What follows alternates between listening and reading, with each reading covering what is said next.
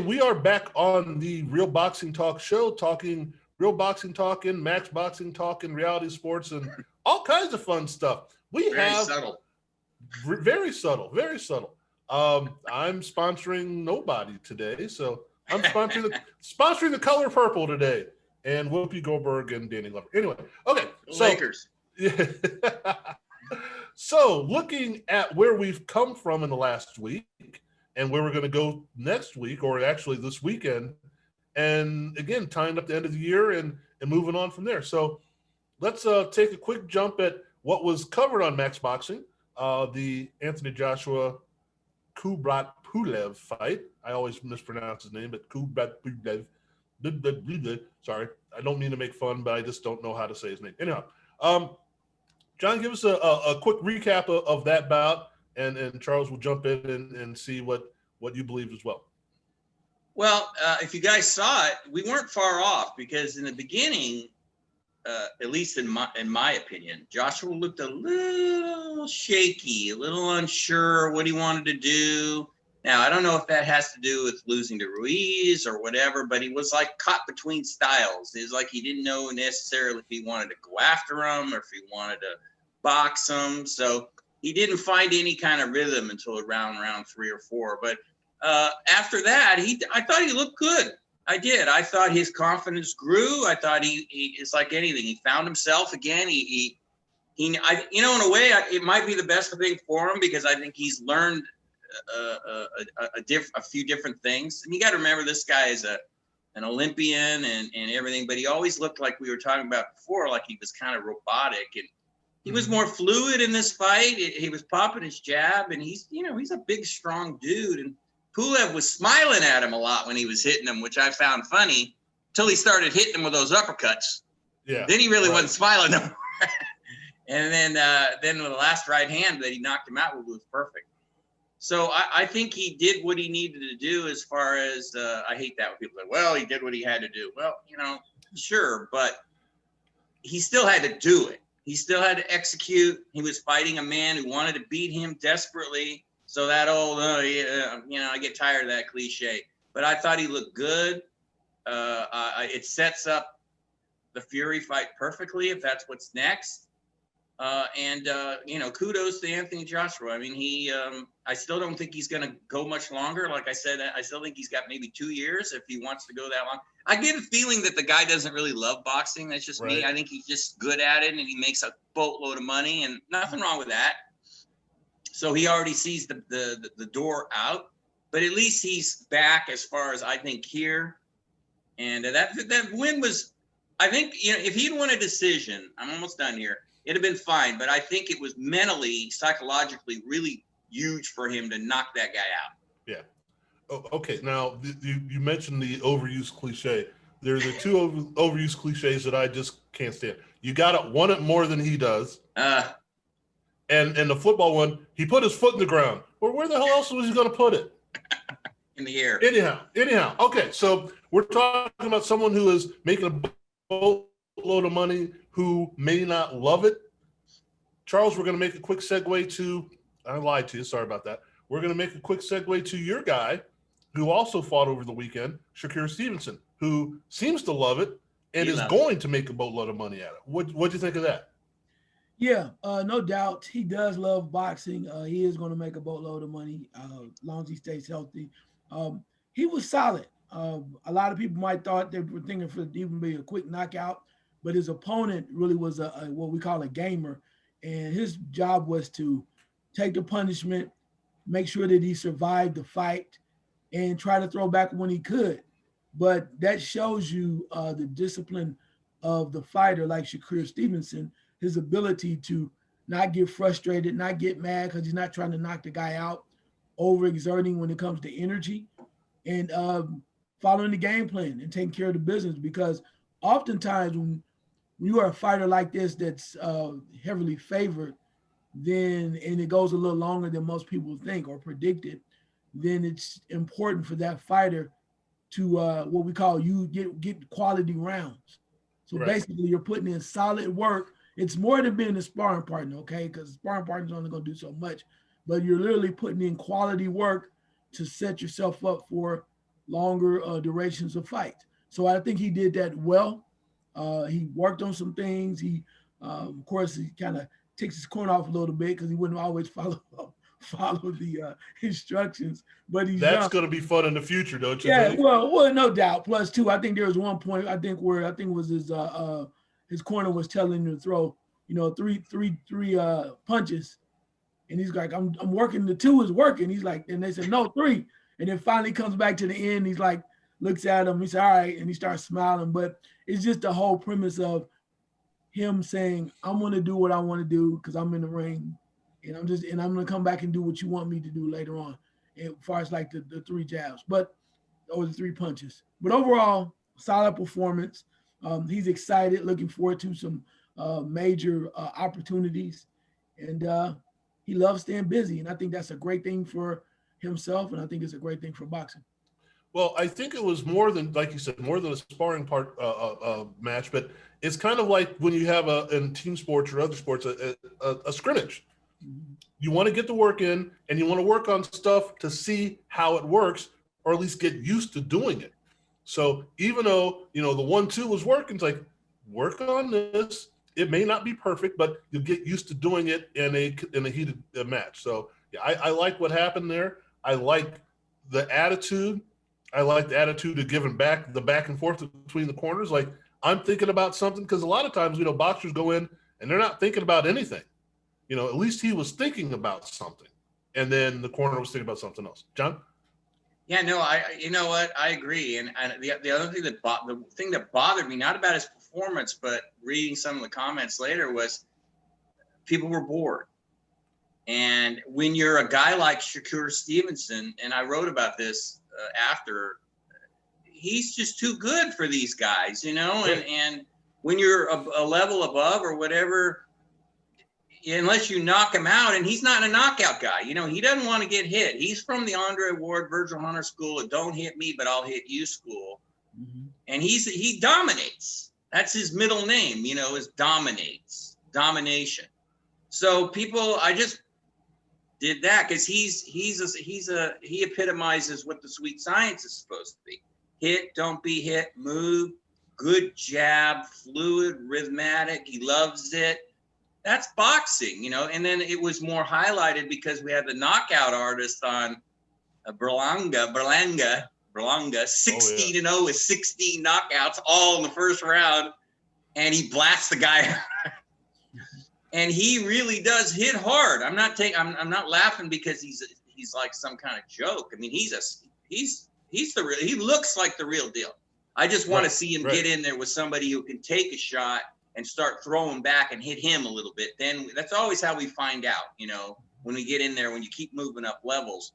But that just the dichotomy of Shakur and Berlanga, the difference is like night and day. But Shakur is always going to be like the scientist in there, and then you're going to have the KO King also. So it was an interesting night.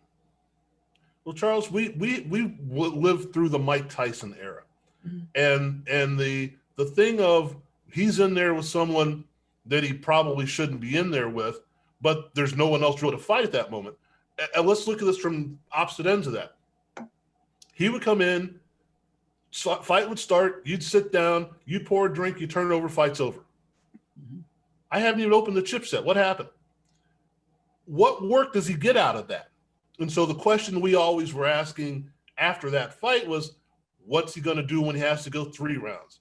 What's he going to do when he has to go 7 rounds? Can he go 10 rounds? God forbid he has to go 15 rounds. What kind of fighter is he going to be then?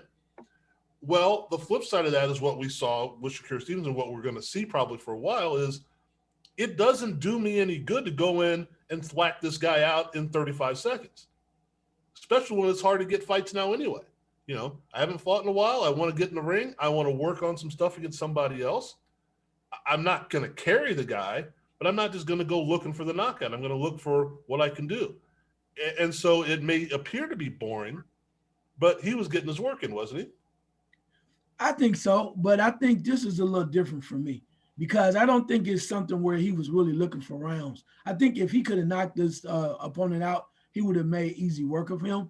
Okay. It just so happens that the opponent was really what we call a gamer. He was really just hanging in. He was throwing back. He was strong. You could tell he had been through some wars. He had been in the gym fighting against decent talent. So when that standpoint, because I mean, most fighters, if they can knock somebody out, they will. I mean, you might have some exceptions to the rule, but Shakur Stevenson saw that, okay, I can really go after this guy who, at the point, when you looked at the guy was a grown man, okay? Right. So right. he wasn't, he was a veteran. He was a grown man. He had a lot of fights under his belt, had won a few fights.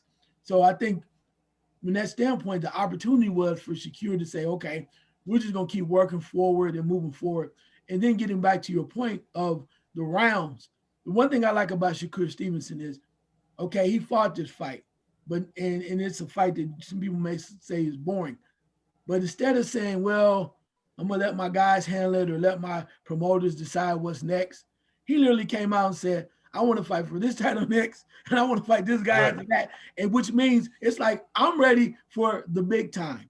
I'm ready to fight these guys who've been ducking me or whatnot. And we don't often hear that from many fighters. So I love that about him. He might have been speaking out a little bit too quickly till they can get the contracts put down on paper. But the factor is he's like, I'm ready to fight the bigger guys or the ones that have the titles. And I think I'm better than they are. And I think I'm the smartest of them. And I love that about a boxer and a fighter that's not afraid to really speak his piece and say, and if you don't believe me, come see me. Come see me, right? Yeah. Well, okay. Now I think we kind of morphed into a little bit of a conversation that we might want to delve into a little bit more. What is the best way to win a fight? Is it to win a decision? Is it to get a split decision? Is it to get a knockout? Is it to risk getting knocked out to get a knockout? And I know it depends on person to person. I get that, but when you're trying to move up the ladder, like you said, we've got one fight where the guy is 16-0 with 16 knockouts. We got another fight where it's like, I'm just going to beat the guy. John, what is, I don't know whether it means to get to a money fight or what, but what is the most satisfying way for us to see it as this is a guy we want to follow? Well, with fans, it's always knockouts. You know, it's like the home run hitter in baseball. You know, people come out to see. You remember back in the steroid days with Sammy and Mark McGuire were hitting home runs every 5 minutes. He was on my Cubbies, but I was very suspicious talking about Sammy Sosa. But it became kind of like a craze. I mean, you wanted to watch every game as they were getting closer and closer, right? And McGuire, it was like Mantle and Maris in 1960 when Maris was trying to break the 60, the Babe Ruth homer. Or was it 61? Now I would have remembered this 5 years ago. I'm getting old, but whatever. They were going. They were dueling. 60. Maris said it was 61. Yeah. Okay, there you go. They were dueling, and Mantle had 50 something. Yeah. Yeah, right. Mantle had 54, I think, for the whole season, but. They were dueling all the way, and it caught everybody. Got real into it. Even me, I like baseball, but I was watching game by game. I was watching Mark McGuire, former player on the Oakland A's that I used to see all the time. So the KO guy always wins. That's why I always end up defending the other guy, because you think of it like the 3-point shooter versus the dunker. Who has more talent? Is it the guy that takes the big jump and dunks it? Or is it the guy who can pop them from 30 like Steph, or in some cases from 60, and swish them like it's nothing? See, and me being an old outside shooter, I always say, it's no contest. It's the guy who can pop from anywhere and nail it. You need more skill to be able to do that than jump and dunk. Now, that's just my view. So there you go. You're always going to have that debate on what is better. Now, but if you break it down to the fans, though, I think it's no contest. I think when we talk basketball, it's close, but fans love dunks. Think about the dunking contest. Yeah. They go nuts, right? Yeah. Home run contests in baseball. If you had a knockout contest in boxing, people would turn out. They'd want to see it, right? So it's almost like the NFL red zone where I want to see the touchdown. I don't want to see the rest of the game. I just want to see the touchdown. Yeah. Impatience. Right. And real quick, I always had more respect. I mean, I respect all these guys, but I always have more respect for a guy who can't break an egg. There's your cliche, Frank. who ends up winning, like my Paisan. Got to throw a Paisan compliment in there. Paulie Malignaggi. Yeah. He couldn't knock me out. Well, maybe he could, but he probably could. What am I saying? He could, but other pros he couldn't knock out. Right. But the guy was tough as nails. Won 2 titles. That to me showed intestinal fortitude that a lot of guys who knock guys out and then get it later in the fight, they collapse. They don't really have that. Everybody's different, but they don't have that same thing.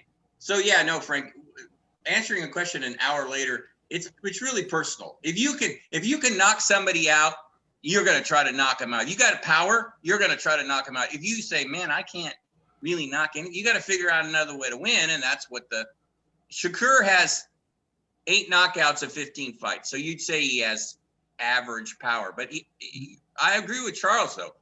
If he could have knocked the guy out, he would have. I mean, he hit him with some good punches, but he figured out pretty quick, look, this guy's durable.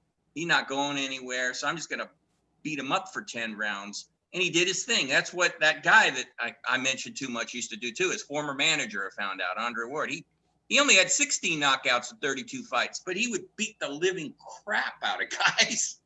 And Shakur is like him. And real quick to what Charles said, I remember that guy, the Hall of Fame inductee, Mr. Ward, saying that the problem that he had with, not problem, and I'm saying it wrong. One of the things they had to do with Shakur was tell him, don't be in such a rush. Don't be in such a big hurry. Because he was 8 fights in. He was already talking about wanting a world title shot.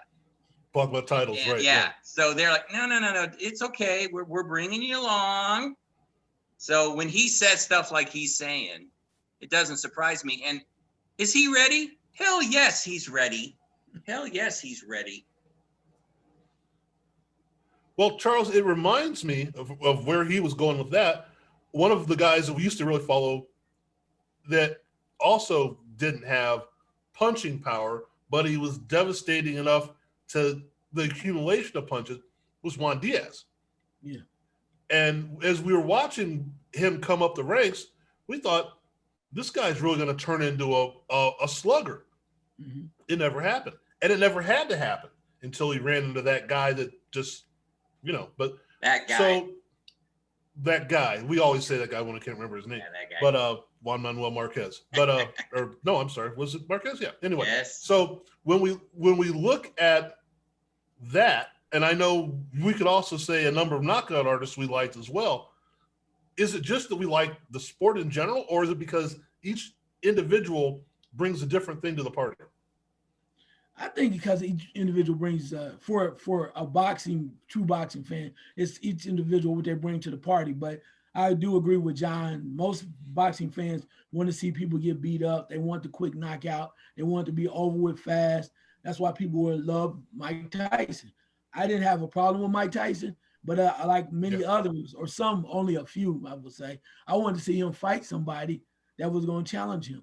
Because everybody gets excited to go, oh, he knocked him out in a minute, and they're putting their money down. So it's like, all right, sucker, here's so they're taking their money. But so I get that. But I would prefer to see somebody really work. And you look at Shakur Stevenson and other people that put that work in. I like to see somebody kind of work their plan a little bit, and then after a while, if they have the ability to knock somebody out, maybe 3rd, 4th round, whatever it is, take them down, because that way you're getting some work in and you're knocking them out. But like you said, majority of people are about loving the knockouts, and that's what they pay for. That's what they want to see.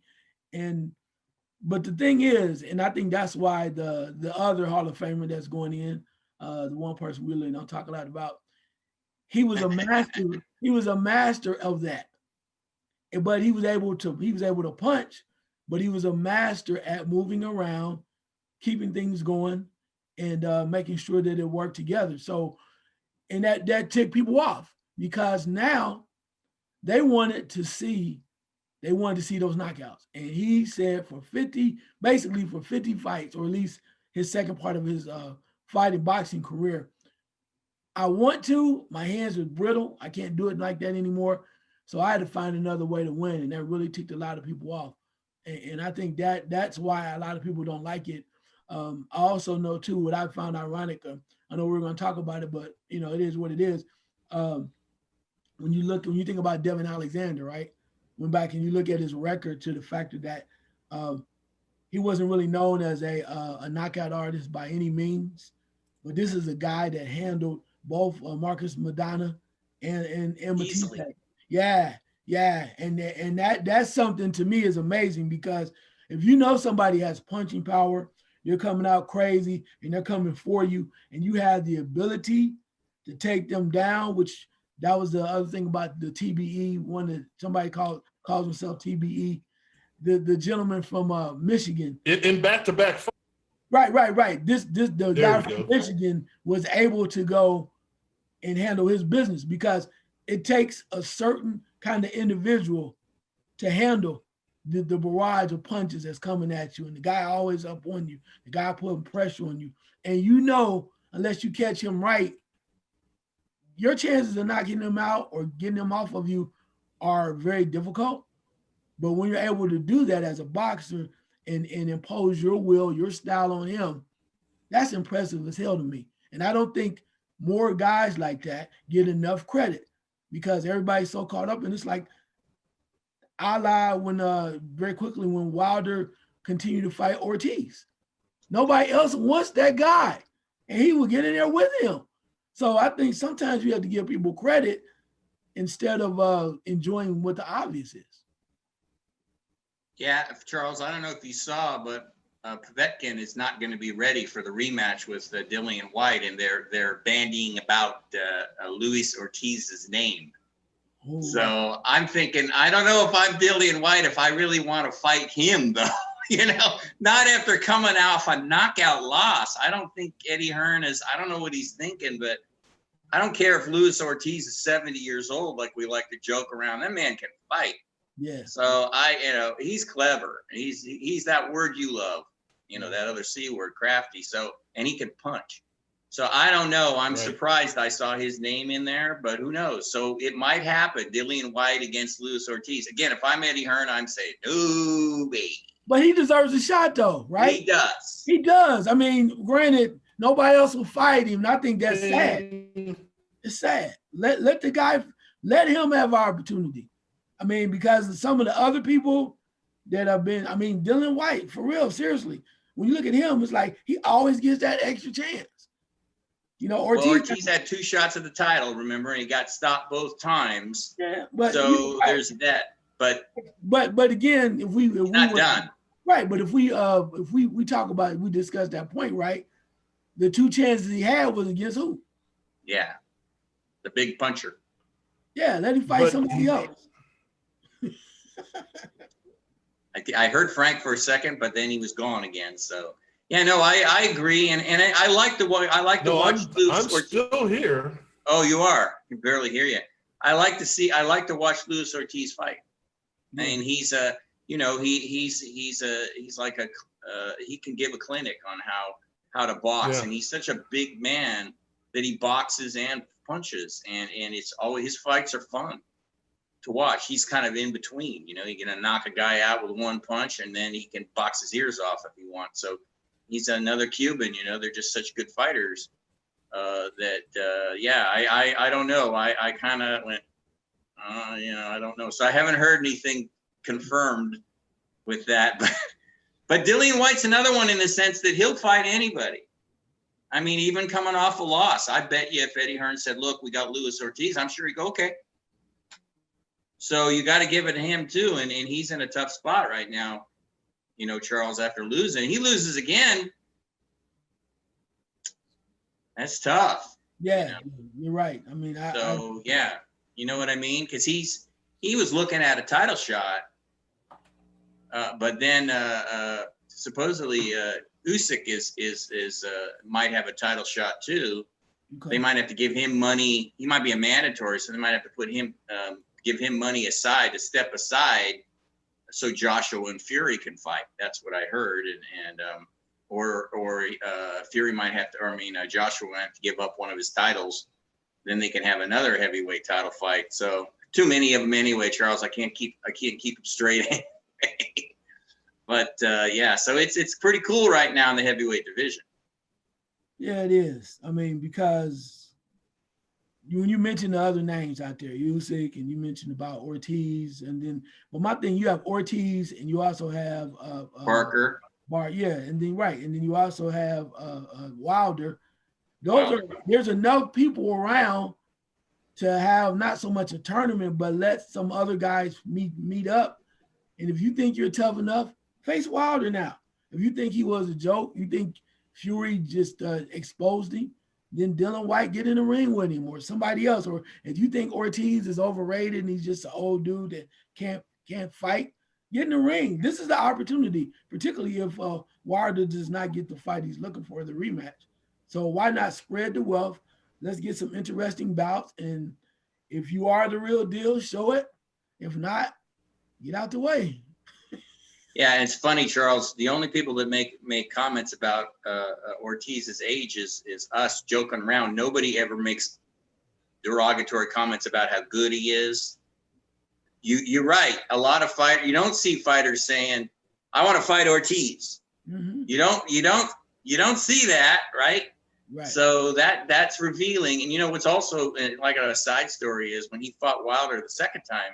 You know, Ortiz has his daughter had some illnesses. Mm-hmm. So as much, I want to just say this for Wilder, as much as we've been ripping on Deontay Wilder for his excuses, he set it up with Ortiz in a sense that he made even more money because of a lot to help with the bills that his daughter, and I thought that was very nice of Deontay Wilder. So, you know, we've been ripping on him. We've been saying some bad stuff about him, but that was really cool that he did that. So, there's that. But yeah, Ortiz and White would be a hell of a fight. Hell, and you know, Ortiz would be thinking, all I got to do is hit him with an uppercut, just like Povetkin did. And right. He might be right. So our great host, what you start got? Looking at things. Well, I've been able to hear everything you've said, but I just haven't been able to chime in for some odd reason. The odd thing about all of this is when we start talking about what we're doing and how we're going after people, and whether the match is right or whatever, they're still usually human beings. So like you said, Wilder does something to help Ortiz out, even though in the ring he wants to take his block off. You know, so right. We start looking at how we set these fights up and all the shenanigans at the weigh-ins and all that stuff. But the reality of the situation is it's a competition. And as competitors, we all want to go after each other, but we also normally, there's not a lot of, well, these guys just don't like each other. It's almost like wrestling sometimes, you know. Sometimes. Let's find the best matchup and let's quit the yakking and the talk and let's put them in the ring. Now, again, we won't get into that whole thing that we keep coming around to. Why are they not getting in the ring? We know the answers for those things. But, well, that brings us up to this weekend. Let's put it that way. There's the segue. See, I'm gone. I come back. I have a segue. All right, we have. Ow. That wasn't that sweet? We have the fight that smooth as peanut butter, right? Chunky peanut butter. But so the fight that we didn't want to have happen isn't going to happen. Yet we're still talking about it. Canelo and Triple G. We said we didn't want to see it again. Mm-hmm. We're not going to see it again. Yet we're going to see him again, and here we go. So, Charles, give me an idea of the Triple G that we're seeing this weekend, why we're seeing Triple G this weekend, and even though we said we didn't want to see it, would have been better to have seen Triple G against Canelo than what we're going to see. Only 9 questions. They're no big deal. Yeah, thanks for that. Appreciate you. I'm not sure. I think it might be. I don't know if it's going to be better to see this fight than it would have been to see Triple G and Canelo for the 3rd time. Because now we wanted to see if Canelo really been able to stand up to Triple G. Triple G's always been saying, if I had the right opportunity, the right time, I really can beat him. I can knock him out, all that. So maybe this would be his 3rd and final time to get it right. And if you didn't do what you said you're going to do this time, you can't blame anybody else because you know you're not getting the decision. But on the other hand, considering since they are not fighting, being able to watch Triple G now because he knows these are desperate times for him. He's getting older. Things are not coming around. He has to keep showing up and showing out, if you will. And you have to keep yourself in front of the boxing world, the promoters, in front of people, particularly when you know Canelo's fighting, right? You have to show up. Right. So you can't go disappear because he will forget you. He already has forgotten you to a point, but he has to be there. And I think that's why he's fighting. On the other hand, with Canelo, though, the reason why I like this fight is because he's independent. He's fighting a guy that can at least challenge him, right? And I like that. So instead of running off, going up to light heavy with a guy you can beat, let's be real. The guy had no chance in hell of beating you. And so this is at least a guy can fight you. And hopefully now, since he's independent, if you want to do Triple G again, okay, that's on you, great. But let's get down to the business. You said you want to make money. You want to be the greatest or one of the greatest of all time. Let's get that Demetrius Andre going. Let's get let's get the Charlo thing going. There are so many other people out there that want you. So yeah, fight this. We want to see this fight. Okay, great. But now let's move forward. Because now you say you the man. Let's have you show that. The one thing about the now Hall of Famer guy that everybody said used to run from everybody, eventually he would get in the ring and he earned it. He earned it. They didn't give him anything. He earned it from the time when he fought Shane Mosley, who rocked him, and he found a way to kind of, put himself back together and win. But I think now the excuses are out, because before I think Canelo could always go, well, Golden Boy doesn't want me to do this, or the Zone doesn't want me to do this. Okay, you can't say that anymore. Now this is your show. So the question is, what are you going to do? You should hire Richard Schaefer and go on and let him put you where you need to be and get that real money and the real fights that you should be fighting, and that's going to help build your legacy. Well, John, we talked about it last week. We were talking about Errol Spence, where he has the opportunity to say, you've earned a shot, you haven't earned a shot, you need to work on your resume, blah, blah, blah, blah, blah. Is that where we're seeing Canelo? Because as we're looking at, he hasn't fought this, he hasn't fought that, is he in the position, and has he been in the position to say, Andre, fine, yeah, Charlo, fine, but you need to do more to get to me? Does he earn that right, or is that what he's trying to do? He might have earned that right, but see, I think they've done it, in my opinion. It starts to look like you're making excuses. Now, I don't want to say that about Canelo, because he fought a couple of guys that, when Oscar and him were buddies, Austin Trout and Lara, that Oscar wanted nothing to do with, because he was afraid that they would outbox Canelo. And that's where this whole thing came, where mythology that Canelo can't lose a decision, because they were such close fights. And a lot of people thought he lost. And then, of course, the Golovkin fight, I still think he lost that one. I've watched it 3 times. I still think he lost, but he got, there was a draw, and then he got the split decision. It was not a draw the first fight. He lost, in my view. Other people disagree. It's fine. But, yeah, he's earned it. But then again, it starts to sound wrong to me. And he's not saying anything. What's really interesting is Eddie Hearn said that Golovkin, when he wins, he should easily win tomorrow. The guy's only got 5 knockouts. He's going to be stalking him the whole time. He's going to pound him and probably stop him. Golovkin is going to be the guy who could be fighting Charlo and Andre. Yes, Eddie Hearn threw those names out there, and I'm thinking, what are you picking on poor Golovkin for? Let Canelo fight those guys. Golovkin's going to be 39 years old in 4 months. What are you doing, Eddie? But I don't. Maybe Golovkin told him. Well, in a way, maybe. Okay, here we go. Reading between the lines. Golovkin says he doesn't even really want to talk about Canelo anymore. So in a sense, maybe he's like, well, I'm just going to move on. If I fight both of those guys, say I win one and lose one, or win, as long as I win the first one, I get both of them, I'm going to make a boatload of money in those 2 fights. Maybe not exactly as much as I made against Canelo in one, but if Canelo's going to be playing games, but I get 2, right? I can't wait. What are you going to do? You're not going to get any better at 38.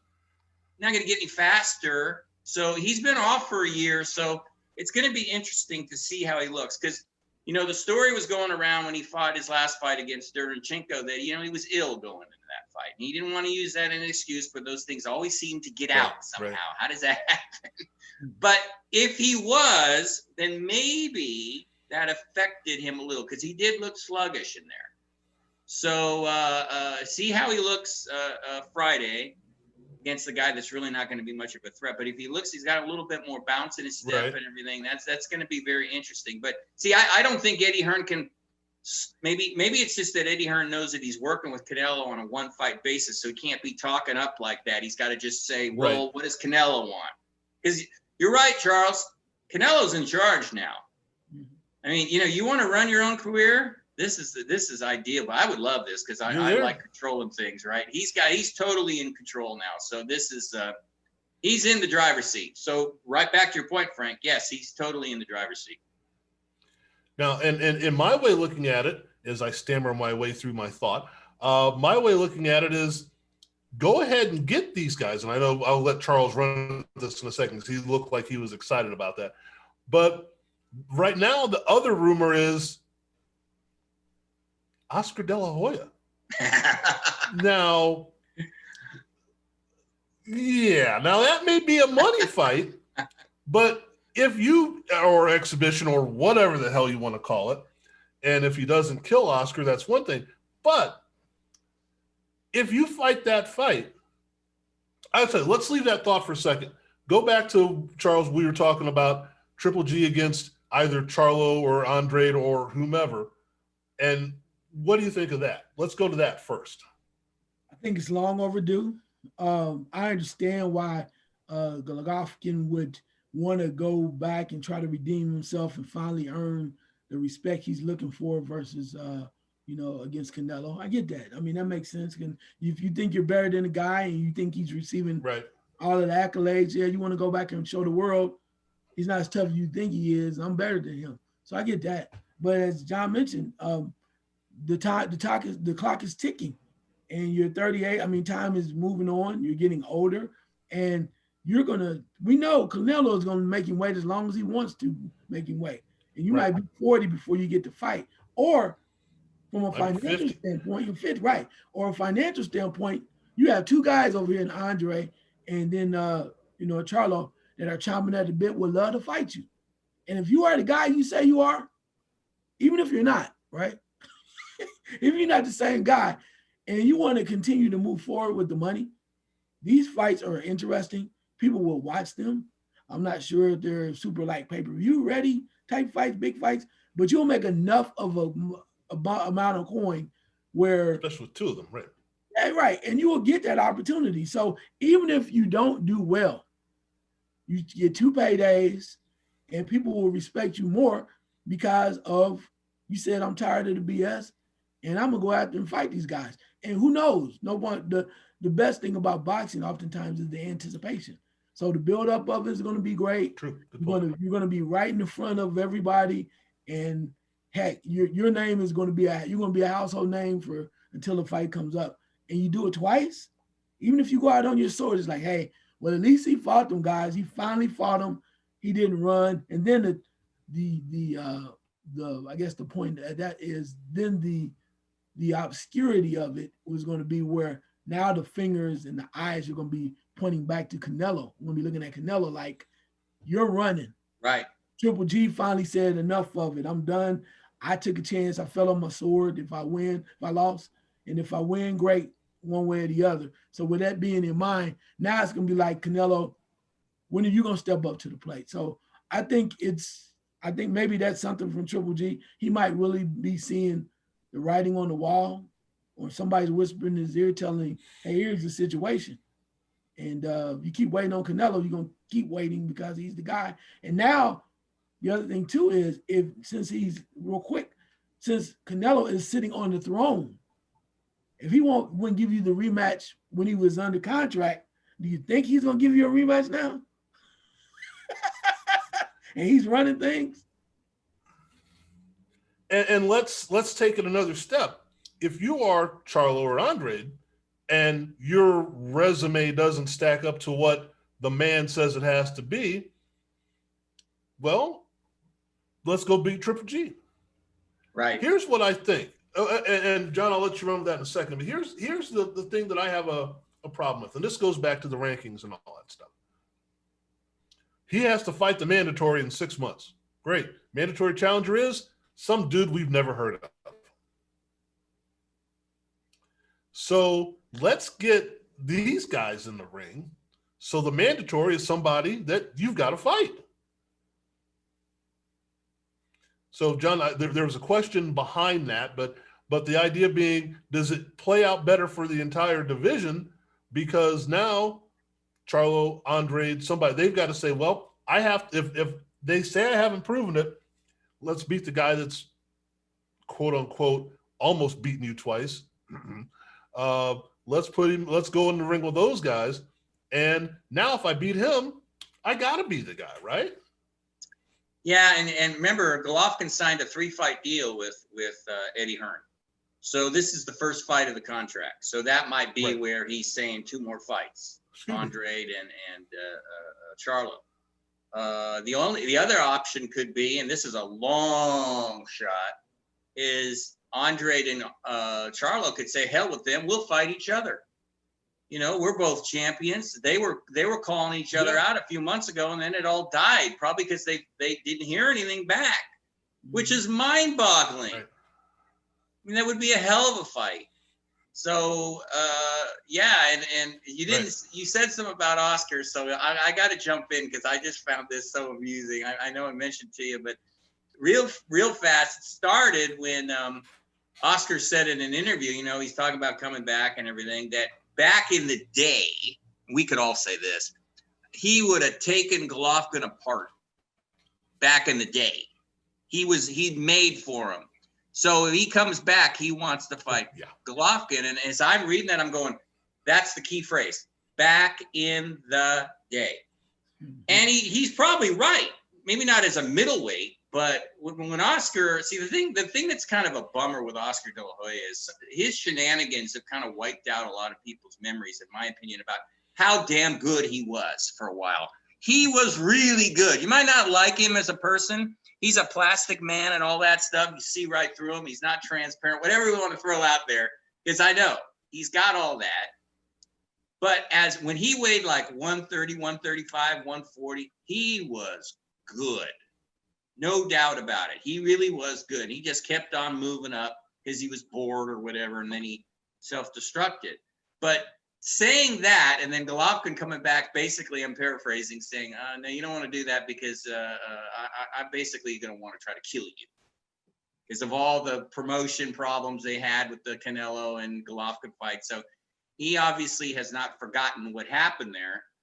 So we got some, I think that's legitimate bad blood, Charles, between Golovkin and Oscar De La Hoya. So hopefully Oscar's just talking.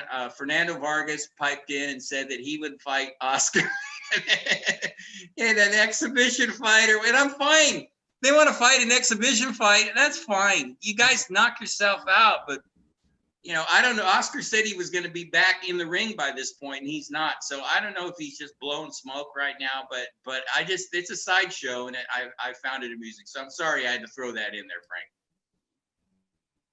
Maybe not. Frank's not there. He's looking, but maybe he's not there. So I couldn't help it, Charles. What do you think about Oscar saying that about Golovkin?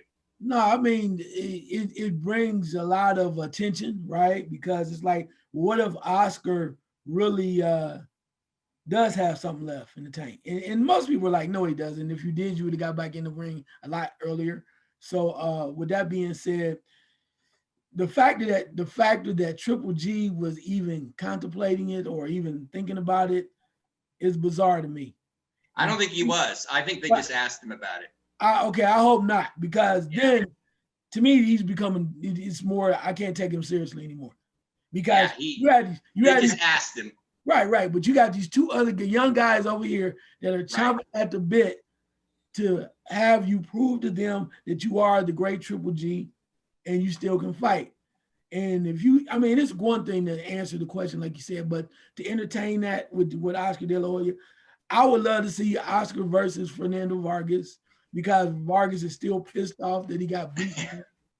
And he thought He thought he had the he had the answer to beat De La Hoya, and he did for a minute, but it fell apart in like the 11th round. So, Good fight. Yeah. But I just think that Triple G, please don't say anything else about it, because you're just adding more.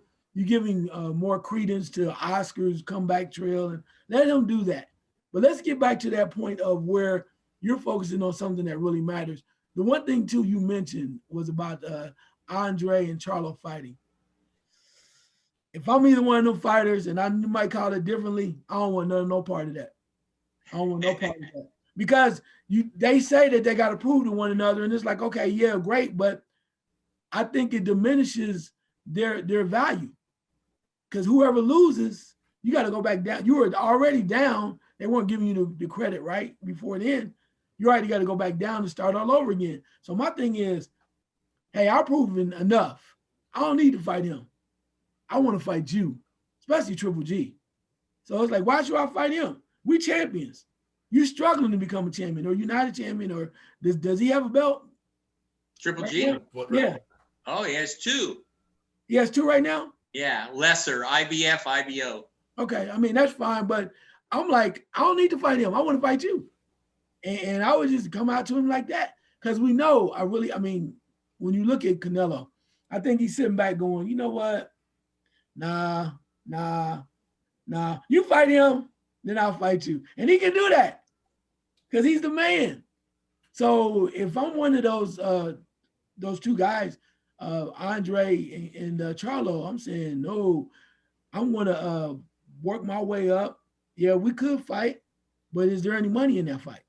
Any real money? The real money for both of them, and they both know it, is either with Triple G, or more money and more exposure, or with Canelo.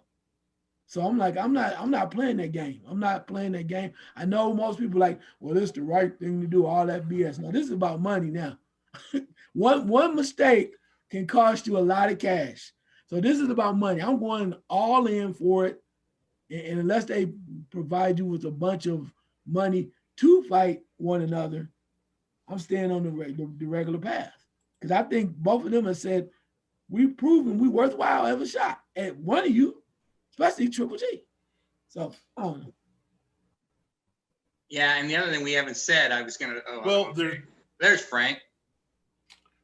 Go ahead, Frank. No, okay.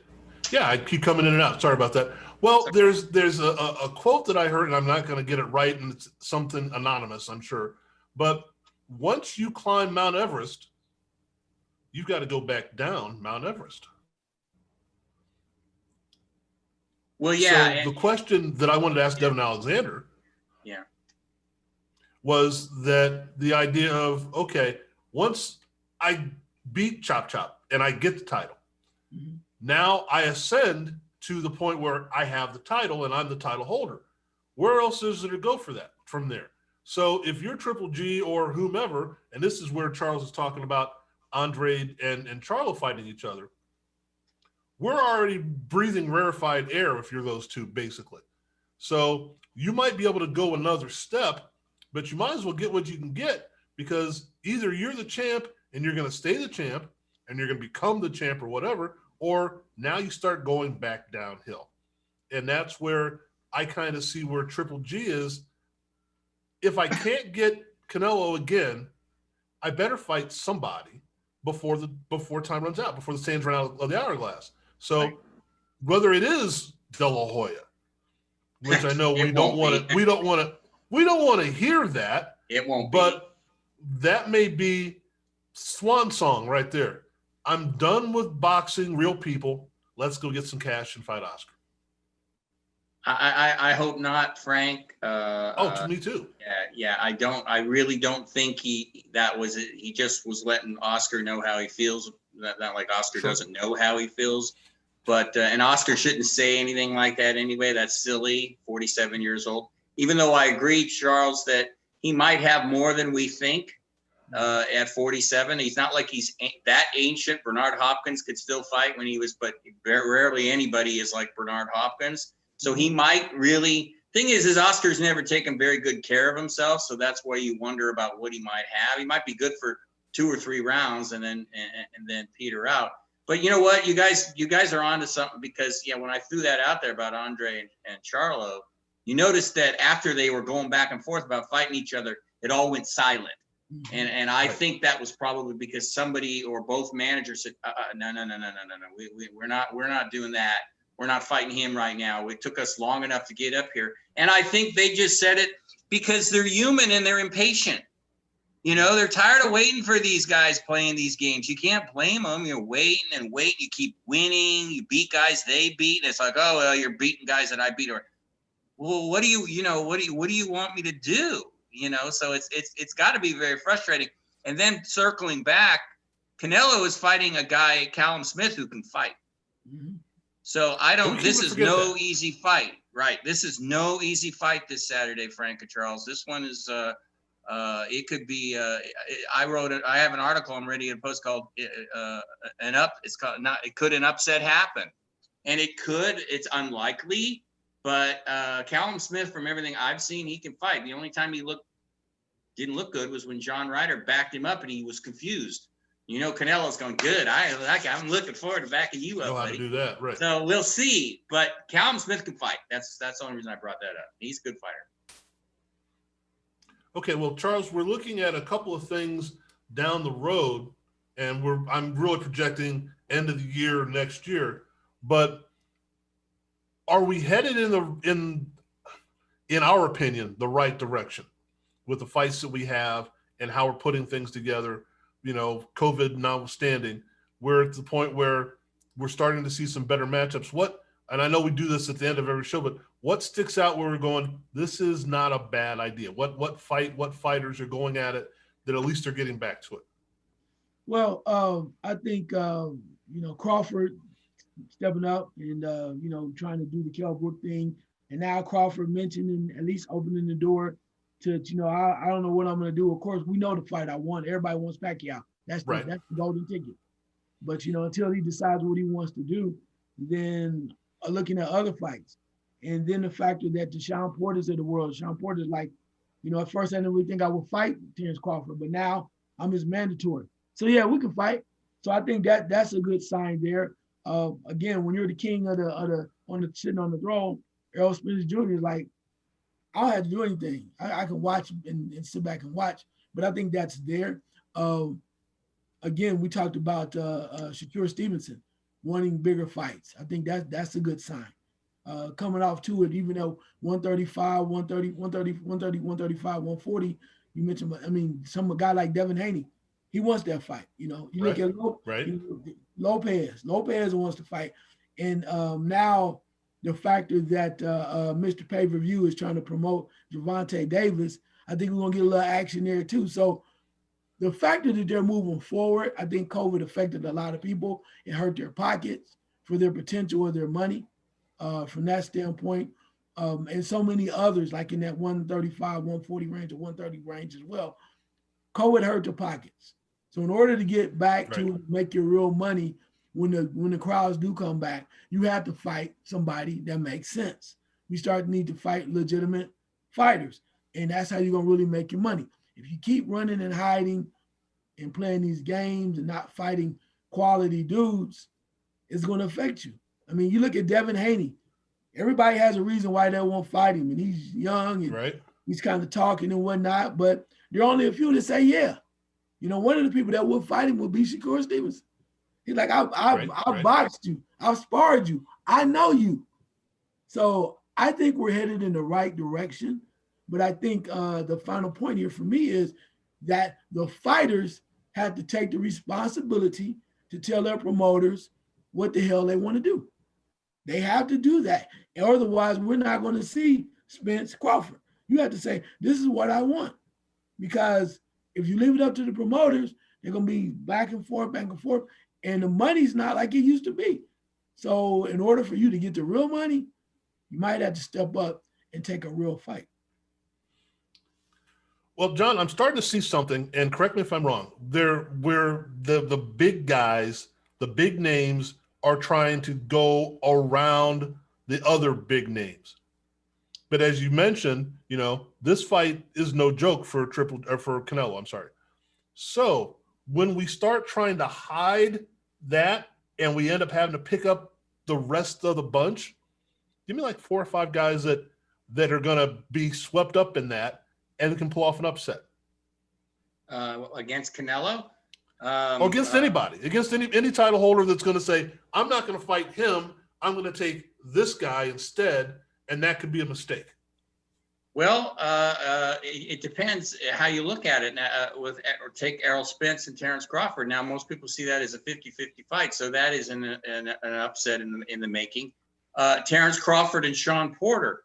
I'm not going to sell Sean Porter short. You know that. Right. No way. No way. He's also very smart as a boxer, and he's been watching Terrence Crawford, his buddy, very closely. So him and Kenny are going to have a plan going in there. So that's a potential upset. I don't see Teofimo losing. He's going to fight the Aussie that I can't say his name next year probably, and I can't see him losing to him. I have that issue with a lot of names, but barely say my own half the time, guys. So I don't see him, but I think Ryan Garcia and Devin Haney are a definite threat to Teofimo, but he's going to be moving up to 140. And if he fights Josh Taylor, that wouldn't be an upset, but he could lose there. Right. It's just when a guy's never lost, it's always hard to imagine him losing, but it does happen. You think about the undefeated guys. Canelo's lost one time to that guy that we talk about a lot. Could he lose again? Of course he could lose again. I think Charlo would give him hell. I do. I think I'm not going to say that. I like to say sometimes, I'm just going to say on the show that he's going to win that fight. I'm not going to say that right now. I think that would be a heck of a fight, and I think Canelo knows it. Andrade, I don't know about him because he's still a mystery man because I haven't seen him in a lot of tough fights, but I know one thing about the guy, Demetrius, he's talented. So he's another one that would be tough on Canelo and would be considered an upset. In the heavyweights, Joshua could beat Fury.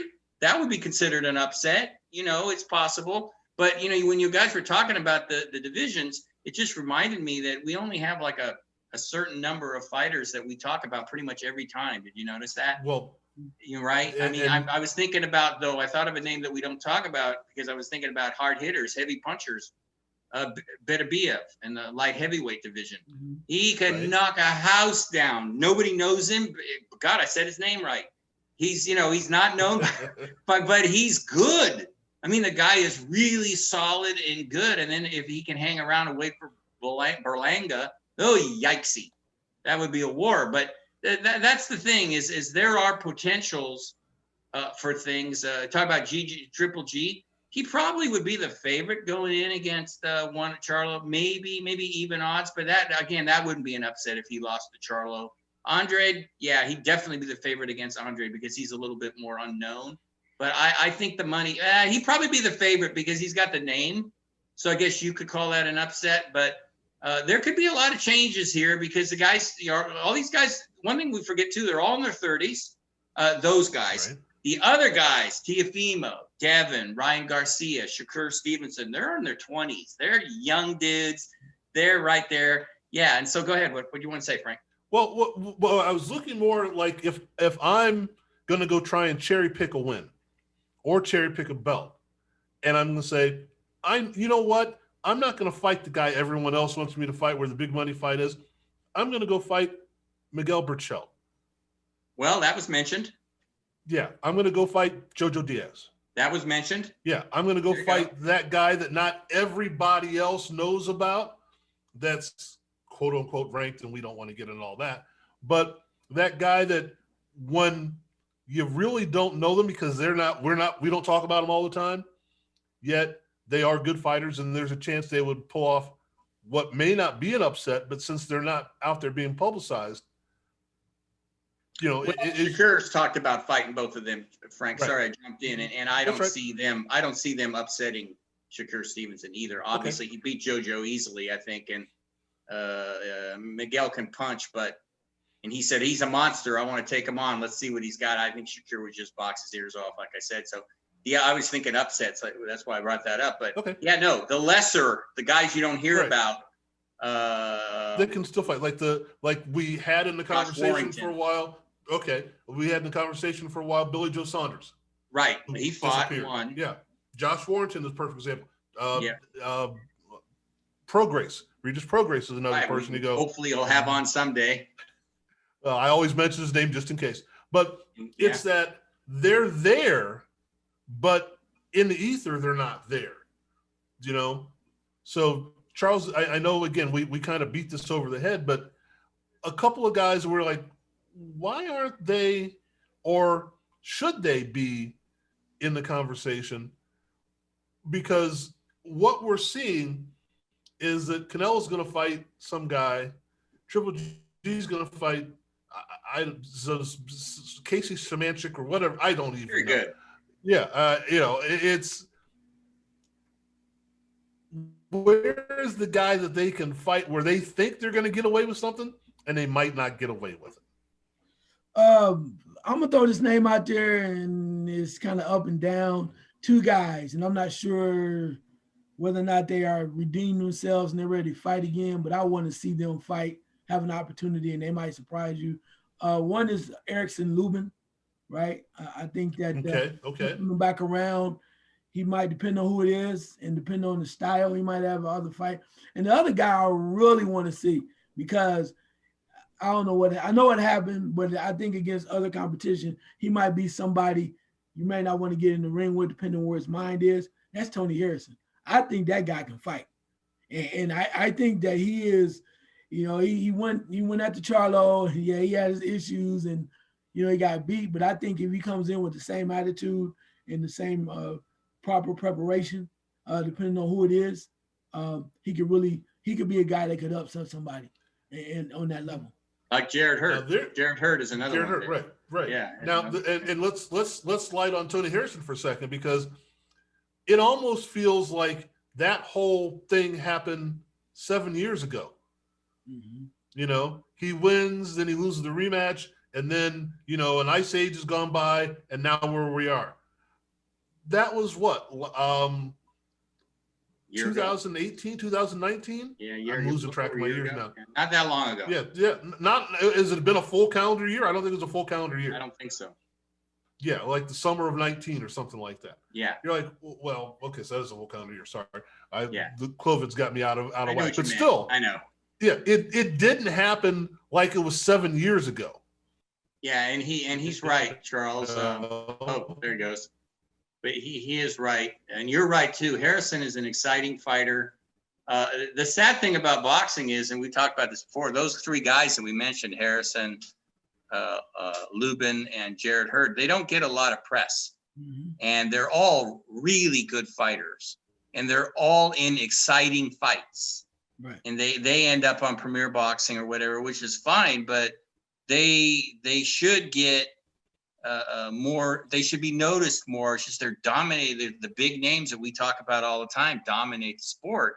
So it's unfortunate that we talk about them sometimes, but I haven't heard anything, and I've got my ear on the boxing pulse all the time, obviously.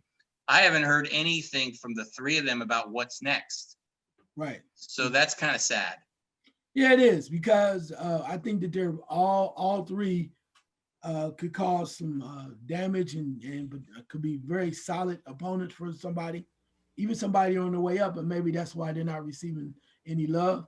But I'm telling you, I just like the attitude of Tony Harrison, and I think the factor that he fought a special talent that maybe was not as mature as he needed to be early on, and that's Charlo.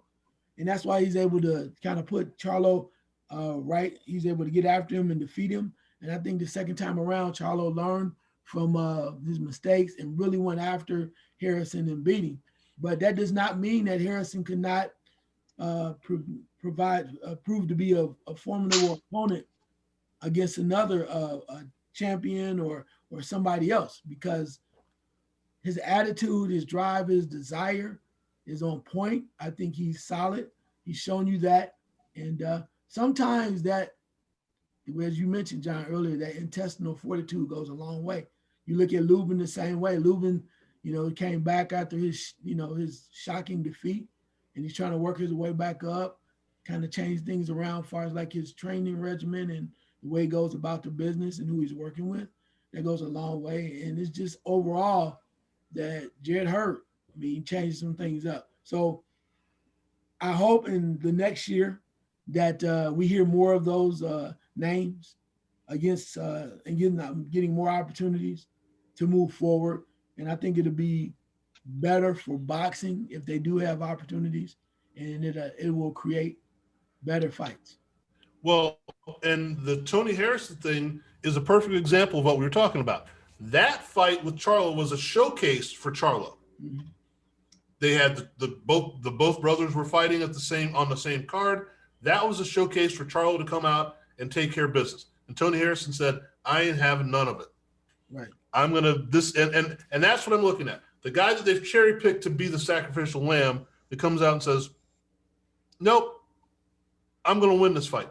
Or at least I'm gonna show that I belong."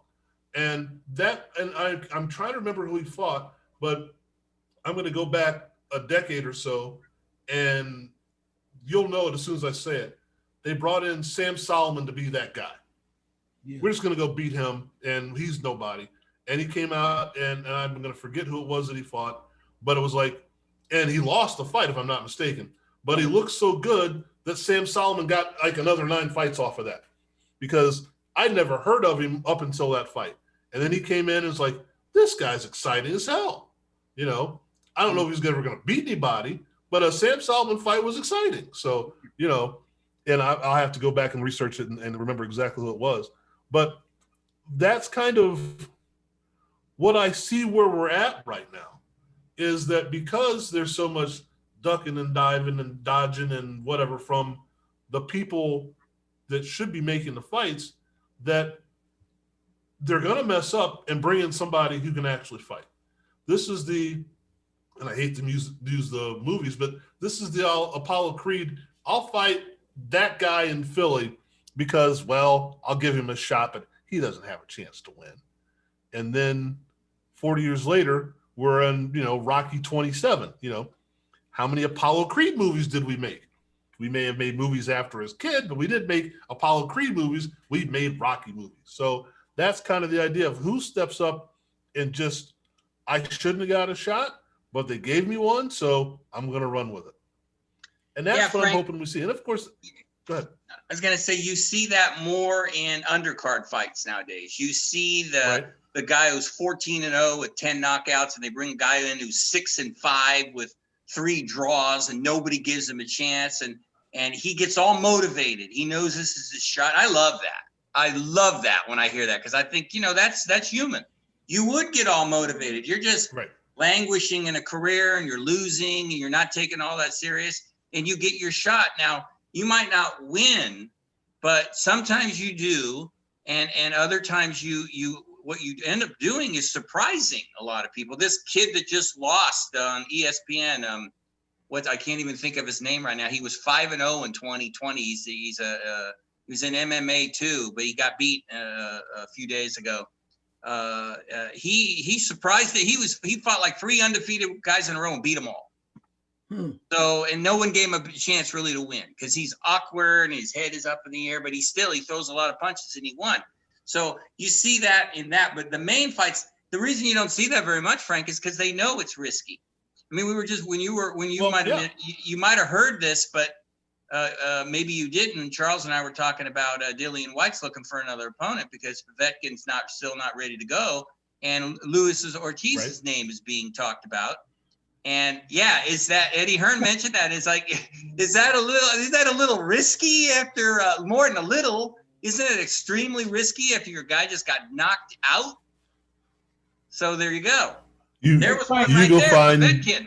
There was one, Frank. Povetkin was supposed to get pounded from pillar to post, and he was getting beat up and been knocked down, and he landed that perfect uppercut and ended it.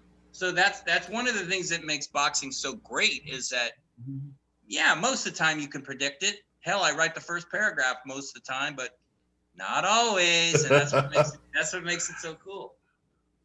Well, since we dip into basketball all the time, I go to and this is a story that hopefully you guys know, maybe forgot it.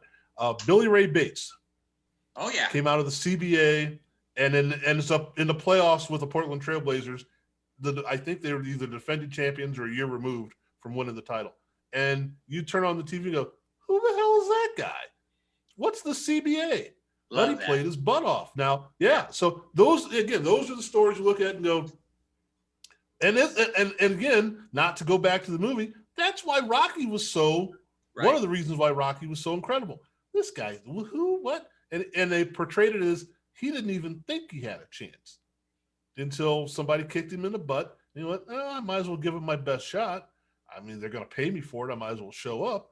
So that's the idea of, and there are guys out there, I think, that are less Rocky than what it appears to be. Again, you look at a guy like Burchelt, who this is the first name that pops in my mind that we almost never talk about.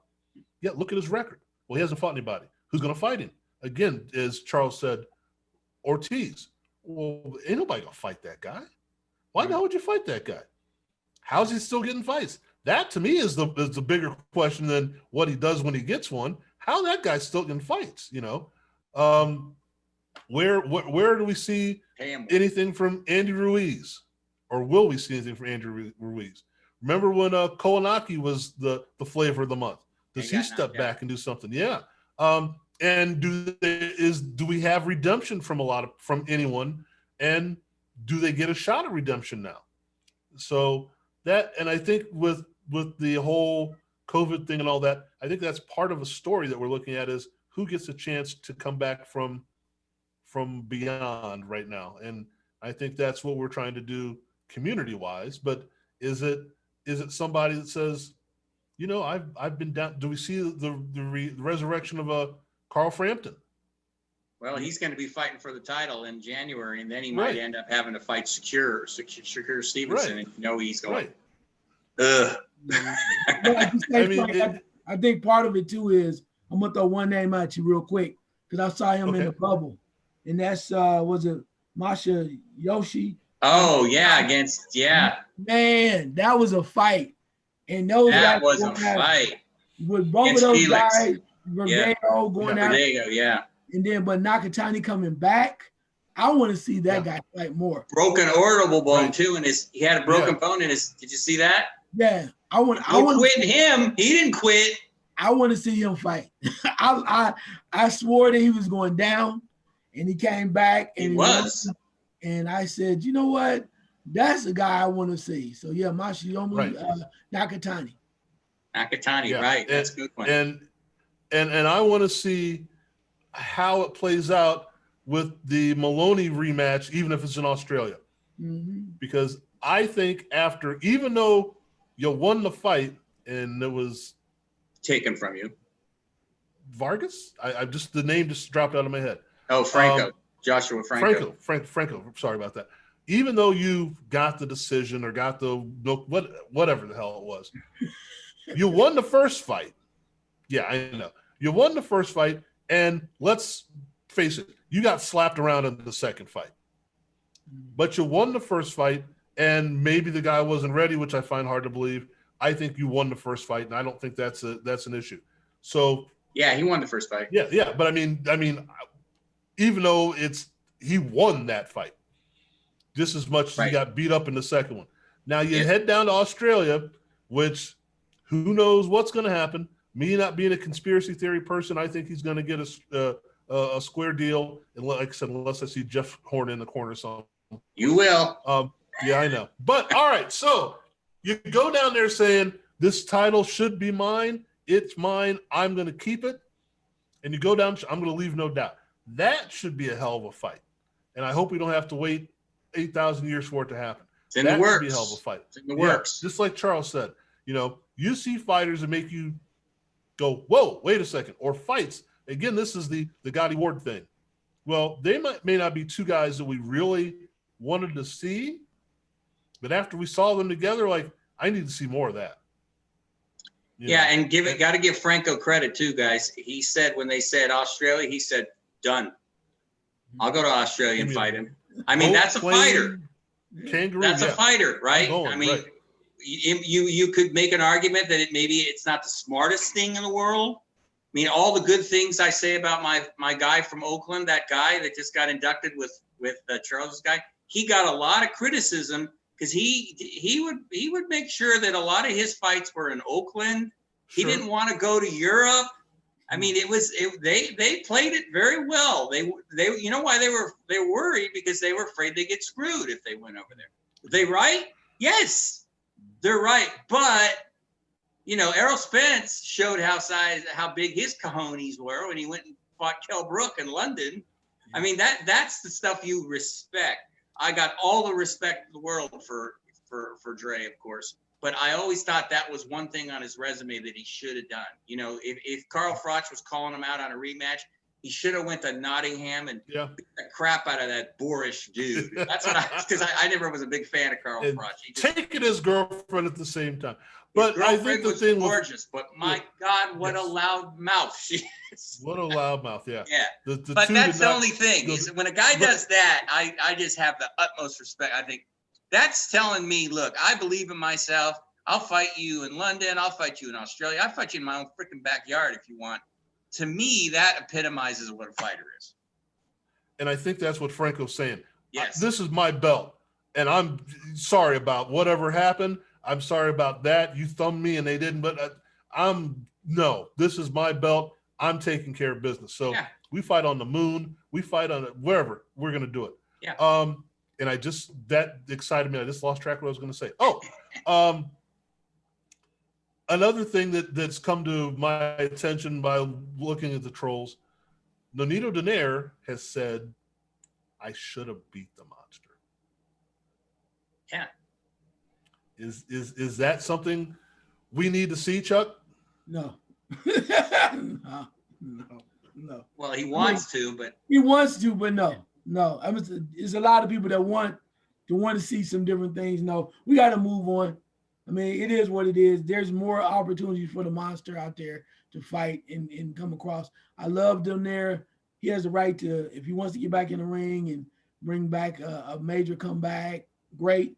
But if I want to reserve the right to choose, I prefer the monster to move on and fight somebody else. There's too many other, my point of it is, there are too many other opportunities and too many other fights that we would like to see with him against a different talent besides Donaire. Donaire has had his time, he had his run.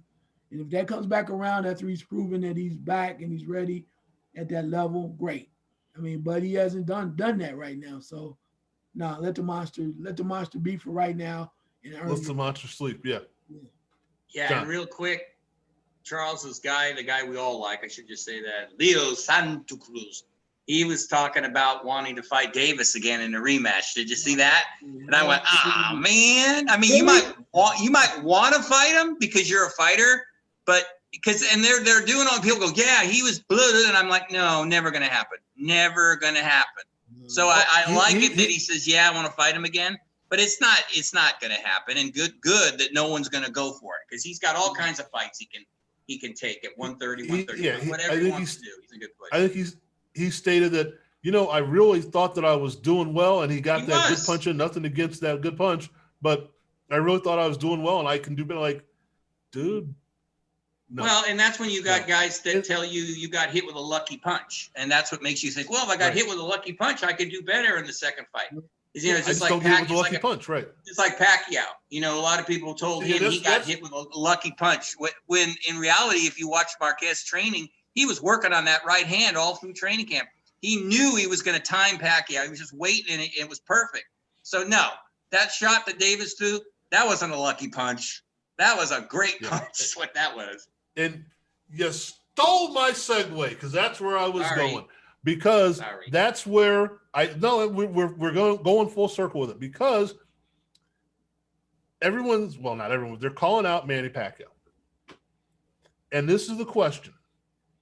And I think we asked this question 5 years ago, and we obviously weren't correct. Should he still be on the list of the guys that want him? And obviously we've gone over, any number of times about they want him because it's a payday. But Charles, are we to the point, as you said, Donaire should be like, yeah, I had my run. I did what I did. I can still probably beat 3/4 of the guys out here, but let's not overstep our bounds here. Are we at the point with Pacquiao, and I know this is, again, the fourth year we've asked this question, where he should just say, I'm going to run for, I don't know, a seat in the UN or something, because this is not what I need to be doing, or is it that he can still handle himself and still protect himself? I think it depends on the level of competition that he faces, the level of talent, but I think he can protect himself. He showed you against Keith Thurman. Again, we don't know if he can answer the bell again. Everybody wants him for the legacy aspect of it, putting that legacy right on your record, that mark, and also the money. It's clearly, if he can do it against Thurman, who say he can't beat Sean Porter? Who's to say that he couldn't beat, when Terrence Crawford? There's a chance. I might take a chance, and maybe I can fight Errol Spence Jr. So the chance is there, which is going to draw people in, means you're going to make a lot of money. So if he loses, no big deal. But I'm of the as long mindset, as he doesn't get hurt. Yeah. Right. I'm of the mindset, and I think this is part of it. And I'm not Manny Pacquiao, so I don't know what he's going to do. But I'm of the mindset that he's like, yeah, he mentioned Spence, he mentioned a couple other guys, but he's like, and Terrence Crawford swore that they had to fight done, and they were going to fight overseas, and that was just COVID hit. But I'm of the mindset that Manny Pacquiao's like, you know what? Let me look at this whole thing.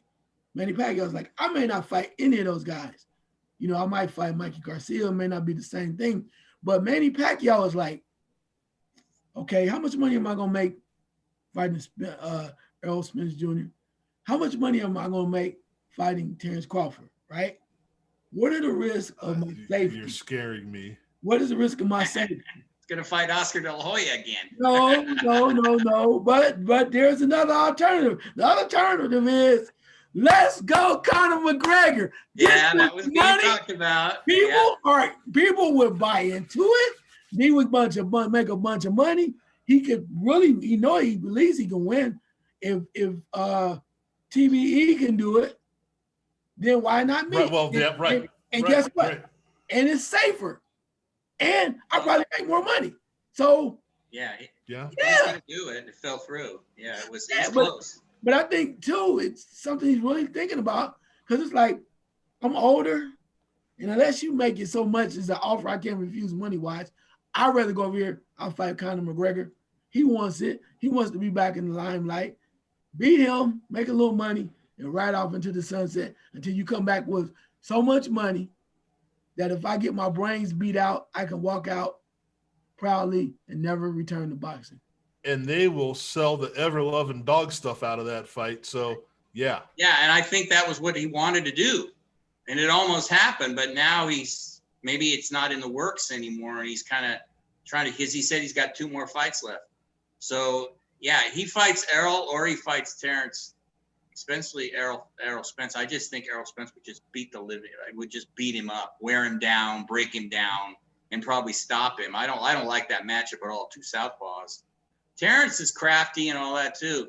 Terrence is mean in there. So I don't like either of those fights, to be honest. I like that idea. Let him fight Conor, beat him, and then Oscar will come in and he'll beat him, and then he'll ride off in the sunset. Double his money. Or him and Floyd Mayweather could fight an exhibition at some point. See, here, okay. This, since we're going into Old Timers Day and all of that, I think here's your double bill. And I could be wrong about how this plays out, because I don't think any of them are in shape right now. But you say, all right, this is the exhibition. Now, it won't bring as much money, and I understand that. But it gets people involved. You do it for some charities or whatnot, and you go, okay, we're going to have the undercard of Bobby Pacquiao against Rafael Marquez. I said that all along, and no one ever listened to me. He's always wanted that fight, Charles. I've always wanted that fight. And then you go Juan Manuel Marquez and Manny Pacquiao. And you say, okay, we're going to donate a bunch of money to whomever, and we're going to maybe even make it a traveling tour. Maybe you do 6 or 7 countries and do that. Never happened. Never happened. Okay. Never happened. Marquez. I got one for you. One I was thinking about. In a minute, it's not going to happen because this guy said he's not going to fight anybody modern. But in 2 years, whatever, or when the guy says he wants to retire. Triple G versus Floyd Mayweather. Yeah. Yeah. Yeah. Okay, that works. Yeah. I got what if we're talking about exhibitions? Klitschko versus Klitschko. No. Go. No. I'm tired of your mouth. Let's go beat on That'd each be other. boring. No. That'd be boring, Frank. Of course it would, but it raised some money. But they're not. It's like the Charlos. They're not gonna fight each other. It's an exhibition. They've hit each other before. You got look. If they gonna get in the ring, ain't no exhibition. It's more or less about the money. Okay. You got to pay to see that. That's pay-per-view. Well, then one of them slap the other one's wife and go from there. So, okay. Now, as we're looking at things, so here is the concept of the great confluence of great minds. Going crazy. Yes, the host has gone crazy. Well, I had to rust out of here for about 15 minutes of the show. So. The idea of the guys in the white suits, Charles. Sorry. That's why I'm wearing the last shirt. They confiscated all the rest of it. Coming to take me away. Now, okay, but let's be honest about something. There are two aspects of the sweet science that we love, or that we have to deal with. I'm not sure which is a better way of putting it. We want to see great fighters fighting great fights, and we want to see the growth of the sport as well. On the other hand, we know that these guys are out there to do a couple things. One is to cement a legacy, who fight through they fight, blah, blah, blah, blah, blah, but also to make a buck. So the idea is, how can they put everything together? And we'll leave it at this. We won't go into this right now. We'll think about this later. But the idea is, that's what we're talking about usually in this show, are those two things. What can we make? What kind of fights can we make? And obviously talking about them that are great fights. And then what can we do to make $1? So I'm going to leave it at this. I'm going to give everybody some homework, because one does not have anything to do with the other. Go back and look at the Bobby Chaz, Prince Charles Williams fight. We started talking about uppercuts in this fight and stick-to-itiveness and determination and blah, blah, blah, blah, blah, blah, blah. Go back and watch that fight if you get a chance, because that showed you a lot about the boxing side of boxing. Then about the money side of boxing, well, you use money as an example, but go back and watch the Floyd Mayweather Jr. Ricky Hatton fight. That should not have happened, except for the fact that they badgered Mayweather into it, and Hatton called him out. He said, I can make some money off of that. And to compare the two kind of fights that we got from that. And of course, I could come up with examples, and you guys could too, on any number of levels about any other number of fights. But those are the two things that jumped out at me, because I just watched the Prince Charles Williams Bobby Chaz fight, and I remember that 8 million people came over drinking Guinness to watch the Ricky Hatton Floyd Mayweather fight, and that was about cash.